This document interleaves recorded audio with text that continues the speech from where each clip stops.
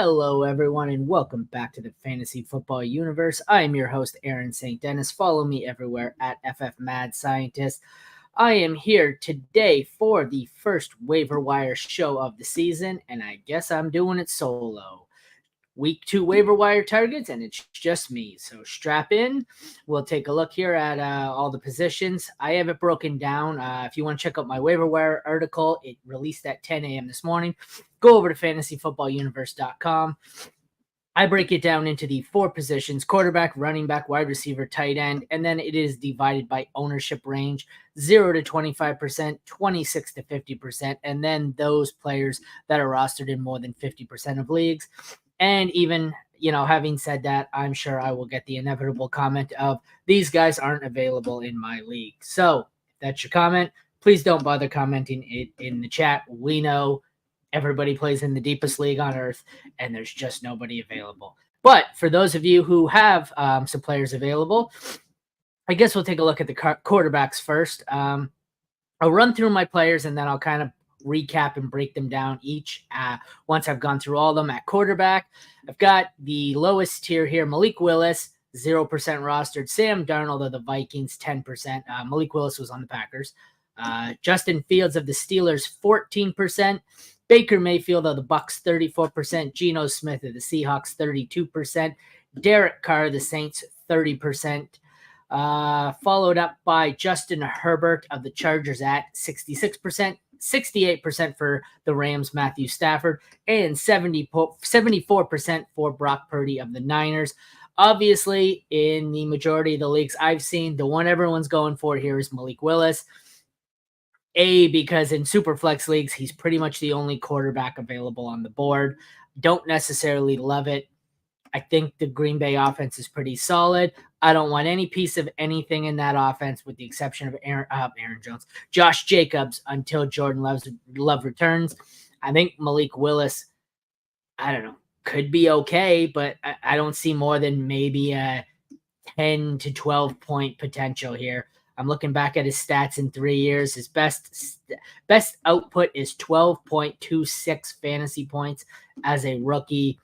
He averages about 4 points. He's got a lot more 0 and 1s than he has anything over 5. So I get that the Packers are desperate. I get that you may be desperate, but unless you are absolutely, really, really, really desperate, I'm not looking to start Malik Willis. He's still not on my radar, obviously, in single QB. A few that are interesting here. I see on Sleeper, the third highest added quarterback is Jaden Daniels. Obviously, he's one where you just add him everywhere he's available. He looked the best out of the rookie quarterback with the rushing upside. He's 85% rostered, so I don't mention him. I don't typically go in my article anything over 75%, but he's on Sleeper at 85%. If you can, go for it. Justin Fields, as I mentioned, he's an interesting one.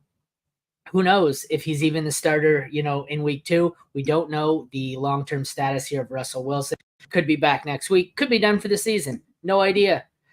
Justin Fields was decent. He wasn't anything special.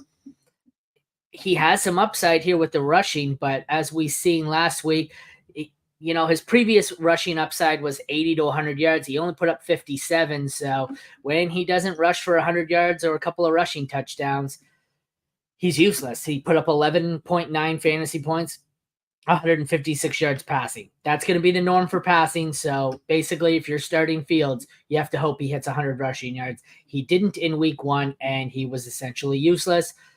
I'm not using a ton of fab budget on him. I'm not using a ton of fab budget on Willis either. But in Fields' case, there's more upside, but you don't know how long he's going to be the starting quarterback for. I guess I advocate for spending more if you have Russ and you want to handcuff him, but I don't really want to spend money on, any of these lower tier quarterbacks. Sam Darnold, he's going to be the starter for the Vikings. He was the last one in my bottom tier here.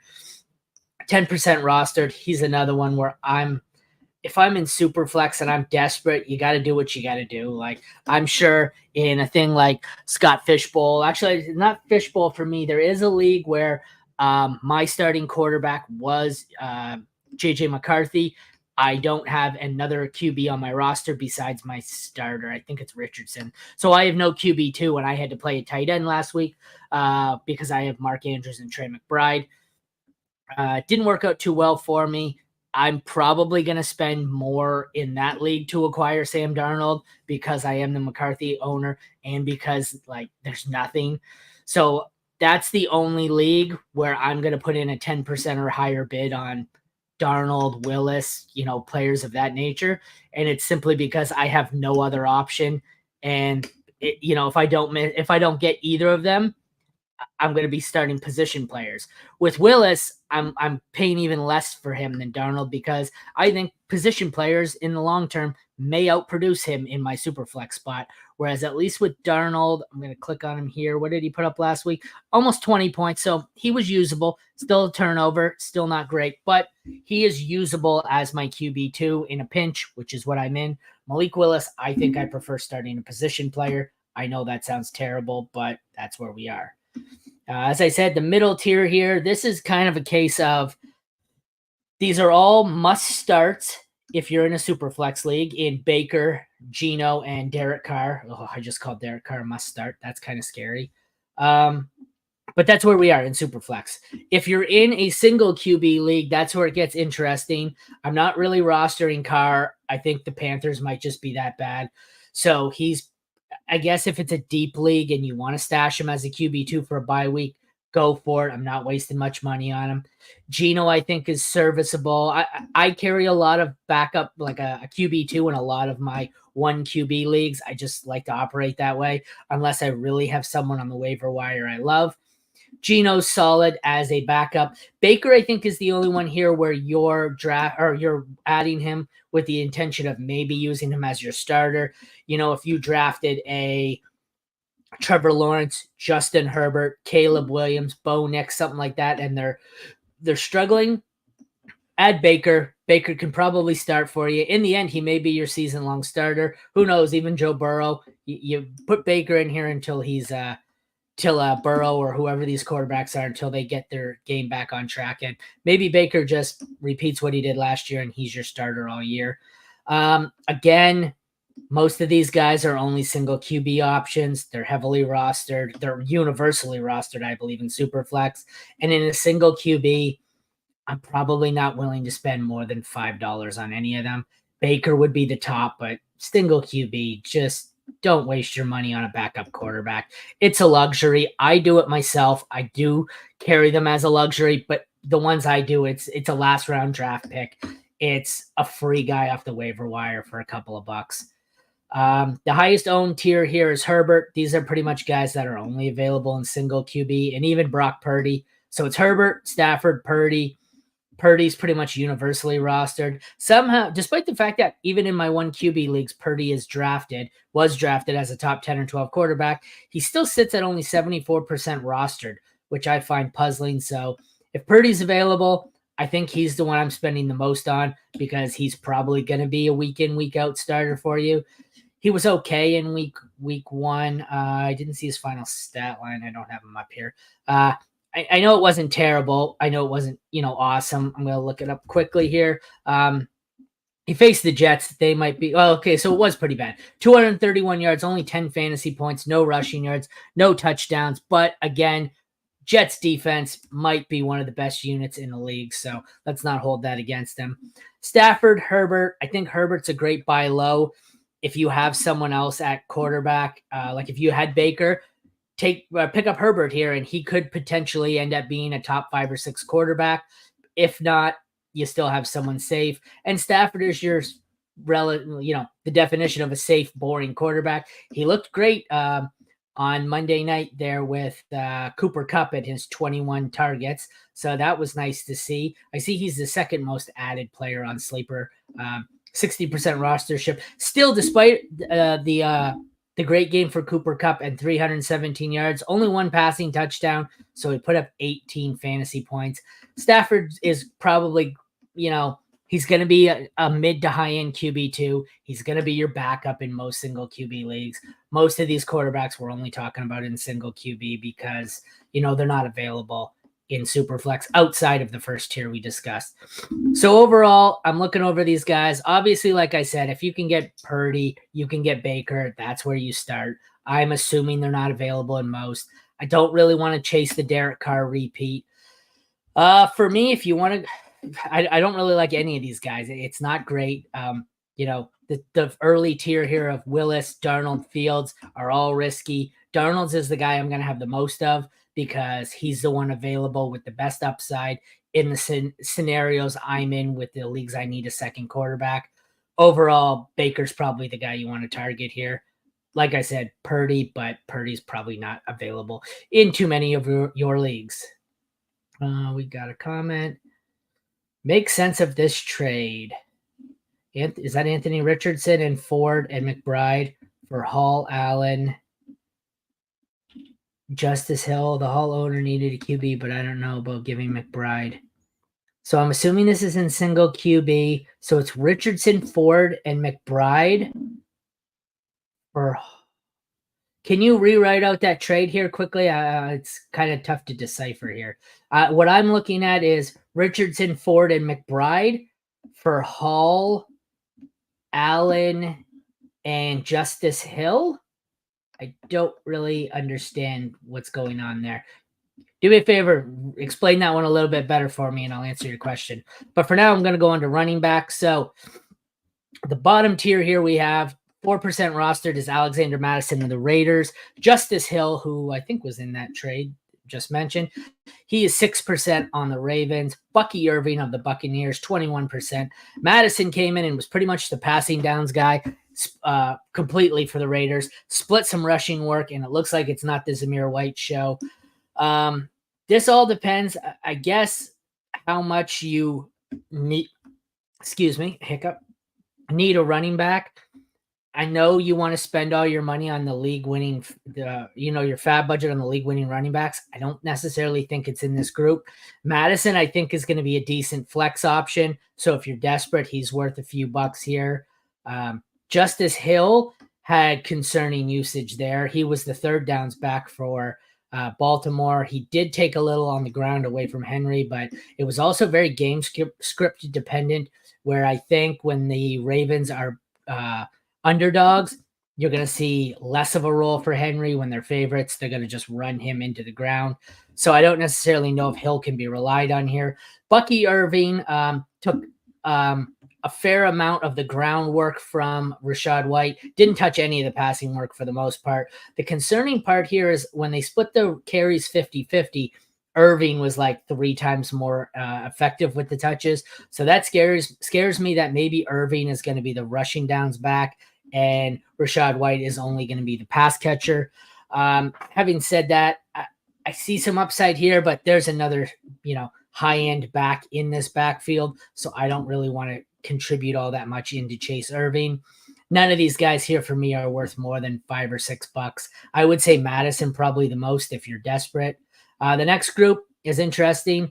26 to 50% owned. We've got J.K. Dobbins of the Chargers at 49%, Zach Charbonnet of the Seahawks at 47%, and Jordan Mason of the 49ers at 37%. And I wrote in this article that by the time it published this morning, he's probably up at 95%. Let's check in and see what that ownership is now. He's still only at 57% rostered. So he's probably going to be the guy to add, especially considering he absolutely went off last night. If you have him, or if you have him on your waiver wire, I'm not dropping the bag. Like, I get it. He was awesome last night. If CMC is announced to be missing the season, drop every cent you have on him. I don't think that's going to be the case. I think CMC is back sooner than later. I'd still like to add Mason. Charbonnet, I will be dropping off this list. It turned out that Ken Walker is indeed healthy, so that's not something to concern yourself with. He's still an elite handcuff. He still has a little standalone value, but he's not the one I'm chasing. Somehow in this Chargers backfield, J.K. Dobbins is going to be the one I'm going to chase. He came out, looked absolutely awesome. Gus Edwards looked wash. Kamani Vidal, was he a healthy scratch? Did he not touch the ball? I don't remember, but J.K. Dobbins looks to be the one with long-term viability here. He will be my highest fab allocation, I believe, at any position this week. That's my prize there. I'd rather have J.K. Dobbins, who I think is going to be in this role with the Chargers, even though it's a worse offense for the rest of the season, as opposed to Jordan Mason, who could only be 1 or 2 weeks here. And we have to kind of assume here that Jordan Mason probably has his best game behind him. Before I get to that question, let me just finish off the running backs here. Highest ownership range, we have Jerome Ford at 74%, Zeke Elliott 75%, Trey Benson 63%. Jerome Ford, I don't know how he's this available in leagues. Nobody listening to this podcast would have had him on the waiver wire. If he's on your waiver wire, he is up there probably in the same range as J.K. Dobbins. I'm willing to spend 40, 50%. I think Ford is at least a half a season here. I get Dobbins is probably a step above him because I think it could be season long, but Ford, I think, is the guy in Cleveland this year for at least half the season. Zeke, I'm not going crazy over. I think he's a boring flex play. If you need someone to just, plug in a spot start here and there are worse options than Zeke. And Trey Benson, I'm not going crazy over, but he is one of the high-end handcuffs. We already seen Jordan Mason hit the handcuff lottery, so I advocate adding Trey Benson here just in case he is the next handcuff lottery winner. So it is Anthony Richardson, Ford, and McBride for Hall, Braylon Allen, and Justice Hill. The Hall owner needed a QB. He lost love. So the Hall owner. So we have Richardson, Ford, and McBride. I love Richardson, Ford, and McBride far better than the Hall. I see a top 5 quarterback, a top 3 tight end, and a solid RB2 for, assuming that's Breece Hall, for a top 2 or 3 RB and 2 guys I'm probably never going to play at running back. So I'm all over the Anthony Richardson side here, even in single QB. That one's confusing to me, I guess. The Hall owner needed a QB. I think he got the better side of the deal, actually. I get Breece Hall in that format, but I think McBride, unless he already has a tight end that he doesn't need. I get it's a huge downgrade from Hall to Ford, but I like the quarterback situation and I like McBride. I prefer, if you can afford to give up Hall there, I don't think Braylon Allen and Justice Hill factor into this equation at all. Hey, man, how's it going? Waiver order, Hill, Bigsby. Let's go see. Hill, Bigsby, Jeff Wilson. I think Bigsby's the best there. I don't have really much hope for Hill or Wilson. As I said, I had Dobbins way higher. Wide receivers, he has Dortch, McMillan, Pierce. I like McMillan a ton. I was on him all off season. I don't mind Pierce. Dortch, I don't have much interest in. Rams, Johnson, I don't really have a whole lot of interest in him. He's all right. He might be a flex play with Puka out. QB, I am also on board with Justin Fields. The problem is, don't spend a lot on him. We don't have any idea how long he's in.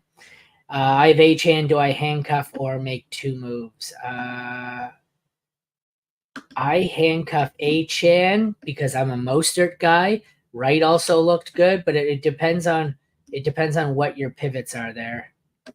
Thoughts on the Rams tight end? Colby Parkinson looked all right. He could have more volume here with Puka Nacua out, so I don't mind him as a stash. One team PPR traded CJ Stroud and Singletary for Allen and Pittman. Is it fair, or will I have the veto vultures? So Allen is higher. Maybe you go from QB1 to QB4. Pittman is, I don't think this one's going to pass. The QBs, you're probably getting, the Josh Allen side is getting the better QB theoretically. You never know with Stroud. He could blow up here. But that one's close. It's not immediately vetoable. But Pittman for Singletary, I don't think that one passes. I love it if I get the Allen Pittman side, but I don't think that one passes, especially in a 14-teamer. Okay, going to run back to the running backs here. As I said, my favorite option is J.K. Dobbins. I'm dropping a ton on him if I can get him. I also like Jerome Ford as my second best bet. I think he has J.K. Dobbins upside, except he may not have the job the whole season. He may have competition later in the season. And my number 3 would be Jordan Mason. I don't think he's available. in many leagues now. I think by tomorrow morning he's going to be 99% owned. And for all we know, he could have just had his best game of the season. So, full PPR league with 3 flex spots. I have number 1 priority, need a running back. Running back is Ford and Javante. Ooh, that's gross. All top dogs are gone. Should I spend my waiver wire on or fab on Madison? I chip in a few bucks. Like if you're $100 budget, maybe $5, $5-6 here. I wouldn't go crazy anywhere else. If J.K. Dobbins is available, I assume you said he's not. If Dobbins is available, that's where I'm cashing all my money in. But I wouldn't go higher than maybe 5% of your budget on Alexander Madison. We don't know what this Raiders offense is going to look like. He looked like he had some potential, but I mean, Madison's never really been the starter. Even in Minnesota, he was better as the backup in a limited role. Excuse me. Next, we have the wide receivers. Waiver priority. Sorry, I read that wrong. You're spending your waiver priority on him. Madison is one where I think I'm going to pass on it. Don't bother wasting your waiver priority. Wait and see if he clears waivers, which is possible. If he clears waivers, add him for free off of the free agent wire. I wouldn't really burn a waiver wire priority for him here. It's just not worth it. What did he put up this week? He's not even on the list. Oh, there he is. 16, 17 fantasy points, no rushing yards. It came all in the passing game for the most part. I'm not burning my waiver wire priority on that. You're probably going to get similar production out of Javante, and I like Ford. So, moving on to the receivers. We had Alec Pierce, who had that long bomb touchdown, 1% rostered. The next 2 in the lower rostership category are interesting ones. They're kind of case specific. Kevontae Turpin, Cowboys, 0% rostered. This is one, if you're in a league that gives you're welcome. If it gives a heavy bonus or any kind of counting of return yards, he's pretty good with the new dynamic kickoff rules. So Kevontae Turpin is a guy to monitor here if you count kick return yards. Ray McLeod, go figure. He was the leading receiver for the Falcons.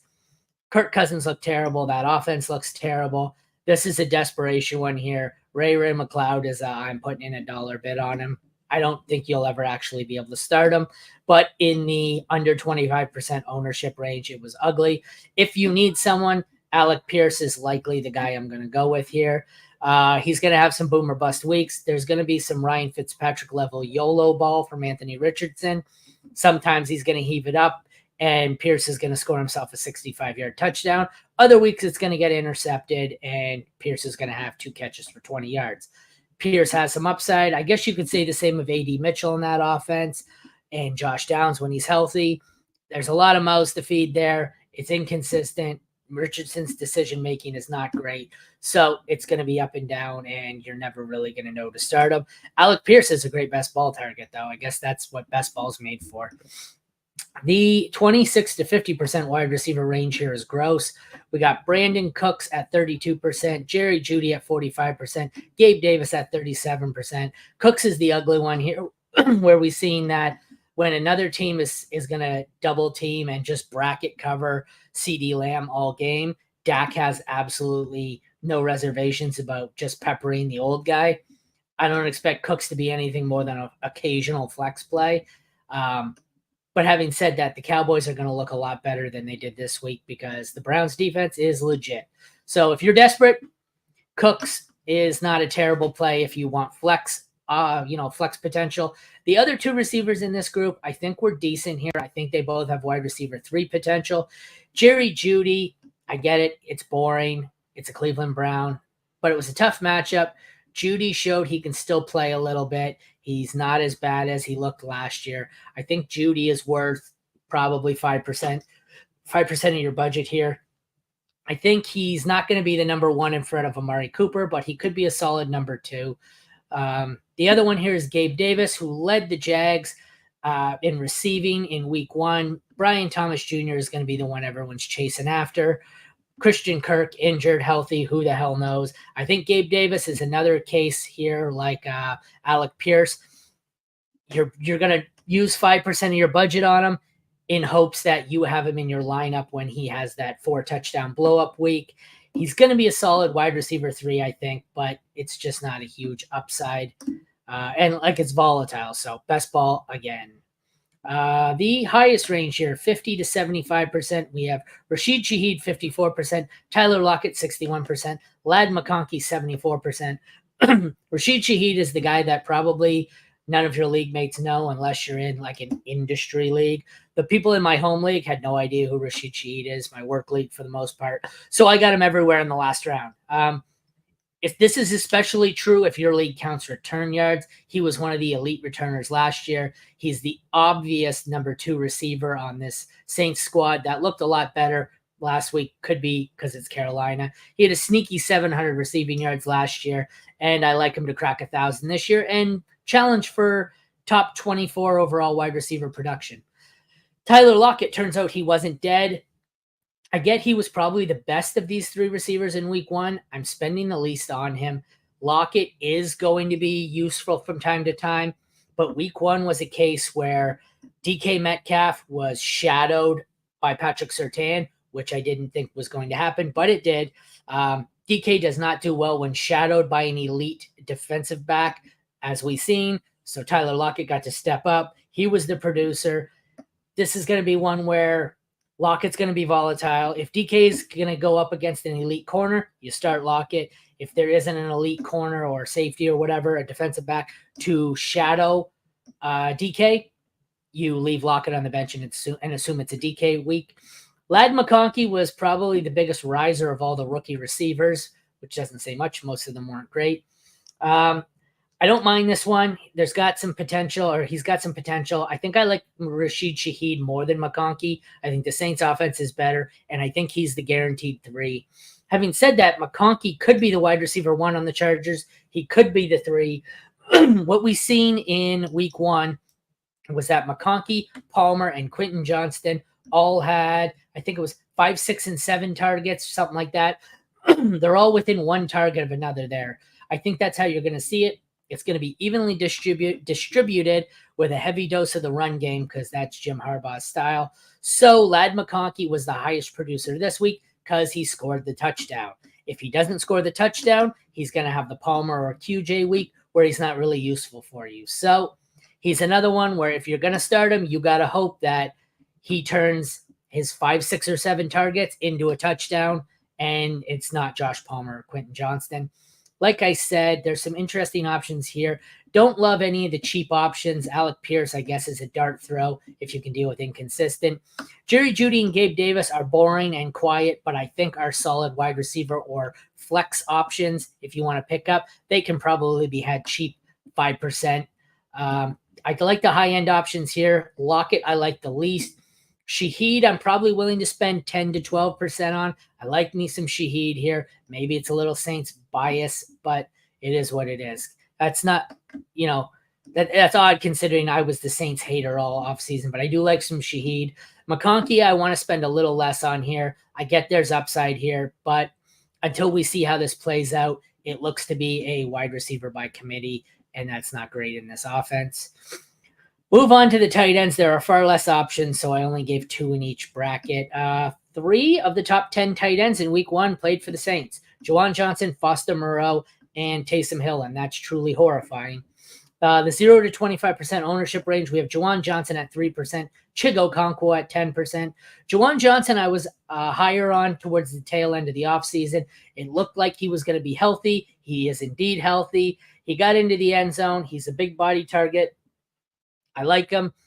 I think if you need a tight end, he has low-end tight end 1 appeal and is worth 5 to 10%, probably 5% conservatively. I don't think he's a big name anyone's going to chase after. And the exact same thing can be said about Chig Okonkwo.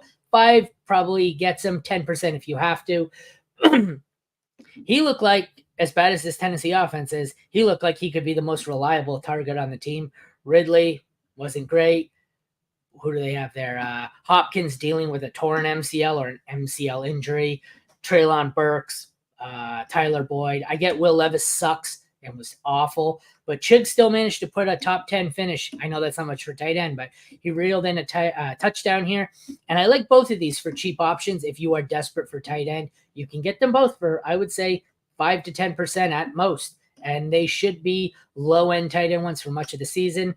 26 to 50% here. We have two opposite players here. Hunter Henry at 32% is the boring one. He didn't do much in week 1. He is the definition of touchdown dependent. He's going to get you 4 for 40 every week. He will be useless if he doesn't score. He will be serviceable in a pinch if he scores. He is your desperation in case of emergency break glass. The belle of the ball for tight end here is Isaiah Likely. I have had a conversation with a few people, and I'm simply not going to have any shares of him. He's going to go at insane costs like Jordan Mason did. And much like Jordan Mason, I think it's possible that the best game of Likely's season was Likely last week. If you look at it, Mark Andrews was double-teamed, bracket covered all freaking night long. They didn't run Derrick Henry much. Zay Flowers really struggled to get much going. I think the Ravens are able to pass more in the future. They're able to get Derrick Henry and Lamar involved more on the ground. And more importantly, other teams are going to realize that if you double cover Mark Andrews, Isaiah Likely is just going to beat you, which means you're going to have one-on-one with Likely and one-on-one with Mark Andrews, and Mark Andrews is going to have the targets funneled back to him. So I think we did this 2 years ago. I mean, I know Andrews was out then. Likely had his best game. Everyone put 70% of their fab budget on him, and he didn't do anything after that. So I'm not going to have any Likely because he's just going to be too expensive. I think I'd actually rather have the cheaper options here of Chigo Okonkwo or Jawan Johnson. Dynasty's a little bit different. Likely has some talent, but this is for redraft. If you're in Dynasty, Likely is worth stashing because he could take over and be awesome once Mark Andrews is gone. Same could be said for Noah Gray of the Chiefs once Kelsey's gone. Your highest end options here, there aren't many, but I have Taysom Hill at 57%, Pat Freiermuth at 74%. Freiermuth is going to be the second in targets on this Steelers offense. That looks kind of a mess. It's not a great high-end play. There's low-end tight end one potential here, though. I'm interested on pretty much any tight end who has the lockdown second target in his team job, and that's what Freiermuth looks like. So I will take a shot at him, probably 5%. Taysom Hill's one. I'm probably doing the same for him, 5%. We all know what Taysom Hill is. 1 week, he's going to put up 45 points. Then he's going to put up 3 points for the next 3 weeks. He's going to finish overall as a top 5 tight end, and it's all going to come in 3 to 4 weeks. So we know what Taysom Hill is. It's truly scary. So like I said, I guess we'll scroll through here. My number one tight end target that I'm going to target, because I think we'll call this cost adjusted, because I think Likely is going to be the one everyone's targeting. I'm going to look more at Chigo Okonkwo or Jawan Johnson, bang for my buck. At wide receiver, I believe everyone's going to be going for Lad McConkey, flashy new toy. I will be going for Rashid Shaheed if I want huge upside. And I'd also like to add in a Jerry Jeudy or Gabe Davis share pretty cheap. The running backs, everyone's going Jordan Mason. We all know that. His best game may be behind him. I don't mind Alex Madison cheap. Love J.K. Dobbins. He's probably my number one waiver target of the week. And Jerome Ford, if he's available, you got to have him too. Who was my third there? Oh, Jordan Mason. But he's, like I said, he's going to be owned by everyone tomorrow morning. Quarterbacks, it wasn't pretty. Obviously, if Purdy is available, if you're one of the 26% of leagues, go get Purdy. Other than that, Baker is probably the top option here. I don't really believe in any of the cheaper options. I'm going to be forced into some Darnold shares, maybe some Field shares. Carr, I have no faith in him continuing this. Geno Smith is a solid, boring, reliable option. Same with Matthew Stafford.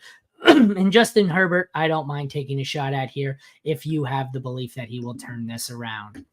All right, everyone, that concludes the Week 2 waiver wire on the Fantasy Football Universe. If you want to check out the written article, head over to fantasyfootballuniverse.com, where we have this week's IDP article, waiver wire article, available as well. And we've got some other betting content and survivor pool stuff like that coming out later today. Thank you all for tuning in. Check back tomorrow where we will do It's Bills and Dolphins on Thursday night, so it will be AFC home game previews tomorrow, and Thursday will be NFC home game previews, both at noon. See you tomorrow. Take care, everyone.